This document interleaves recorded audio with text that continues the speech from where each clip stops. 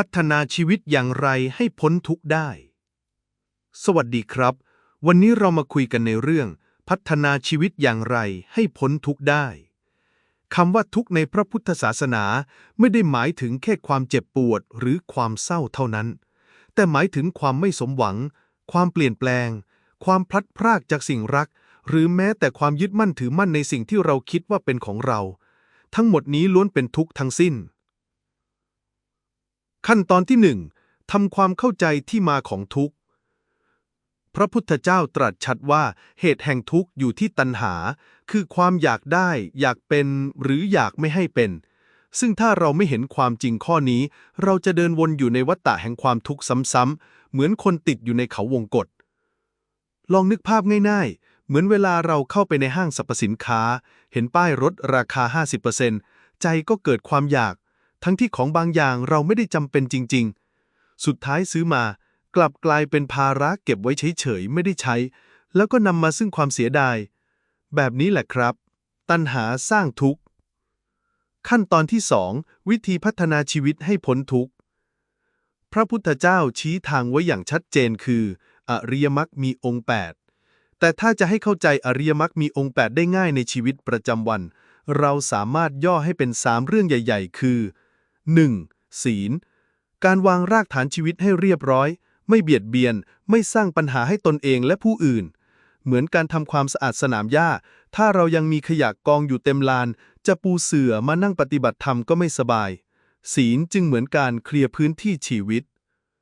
2. สมาธิ การฝึกสติให้จิตนิ่งและตั้งมั่น ไม่หวั่นไหวกับอารมณ์ภายนอก วิธีง่ายๆ เริ่มจากการกำหนดลมหายใจเข้าออก นั่งสบายๆ สัก 5-10 นาทีต่อวัน เหมือนเราชาร์จแบตโทรศัพท์ ถ้าไม่ชาร์จแบตก็หมด ถ้าไม่ฝึกใจก็อ่อนแรง 3. ปัญญา เมื่อมีจิตตั้งมั่นแล้ว เราจะเห็นความคิด เห็นจิตที่มันเปลี่ยนแปลงอยู่ตลอดเวลา สังเกตให้เห็นตามความจริงว่าสรรพสิ่งไม่เที่ยง เป็นทุกข์ และไม่ใช่ตัวตน เมื่อเข้าใจจริงๆ ใจก็จะค่อยๆ คลายความยึดมั่น เหมือนเราแบกกระเป๋าหนักมาตลอดทาง แต่พอรู้ว่าไม่จำเป็นต้องถือแล้ว วางลง ใจจึงเบาสบาย ขั้นตอนที่ 4. ต้องฝึกอย่างไรและนานแค่ไหน คำถามคือ แล้วต้องฝึกนานแค่ไหนถึงจะพ้นทุกข์ พระพุทธเจ้าตรัสว่าไม่ใช่วัดกันที่วัน เวลา หรือปี แต่ขึ้นอยู่กับความเพียรและความจริงใจในการฝึก ถ้าเราฝึกวันละเล็กน้อย แต่ทำสม่ำเสมอ ใจจะค่อยๆเปลี่ยนเหมือนการหยอดน้ำลงบนหิน แม้หยดเล็ก แต่หยดทุกวันหินก็กร่อนลงได้ บางคนอาจใช้เวลาเป็นปี บางคนอาจใช้เวลาเป็นชาติ แต่สิ่งสำคัญคือเริ่มฝึกวันนี้ ไม่ผัดวันประกันพรุ่ง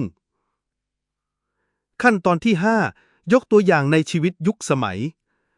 ยนี้คนทำงานออฟฟิศเจอความเครียดจากงานเยอะ เราอาจพัฒนาชีวิตให้พ้นทุกข์ได้ โดยเริ่มจากสิ่งเล็กๆ เช่น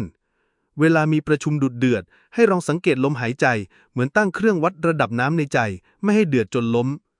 เวลารถติด ลองเปลี่ยนจากการบ่น เป็นการฟังธรรมะหรือสวดมนต์เบาๆ รถติดก็กลายเป็นโอกาสในการฝึกสติ เวลาว่างๆ แทนที่จะเปิดมือถือทันที ให้วางโทรศัพท์ไว้ก่อน หายใจลึกๆ แล้วอยู่กับปัจจุบัน ให้คุณค่ากับช่วงเวลานั้น ใจจะอิ่มกว่าการไถหน้าจอทั้งคืน สรุปว่าการพัฒนาชีวิตให้พ้นทุกข์ไม่ใช่เรื่องไกลตัว ไม่จำเป็นต้องรอเกษียณ ไม่ต้องรอเข้าวัดบวช เพียงแค่วันนี้เราเริ่ม วางศีลเป็นพื้นฐาน ฝึกสติให้เกิดสมาธิ มีจิตใจมั่นคง จึงจะเกิดปัญญา ใช้ปัญญามองเห็นความจริงของชีวิต ทุกข์ก็จะค่อยๆ คลายลง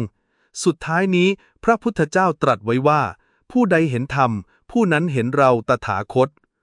หมายความว่าการพ้นทุกข์ไม่ได้อยู่ที่ตัวบุคคลหรือสถานที่ แต่อยู่ที่การฝึกใจของเรานี่เอง ขอให้ทุกท่านเจริญในธรรม และก้าวสู่เส้นทางแห่งการพ้นทุกข์ทีละก้าวตั้งแต่วันนี้เป็นต้นไป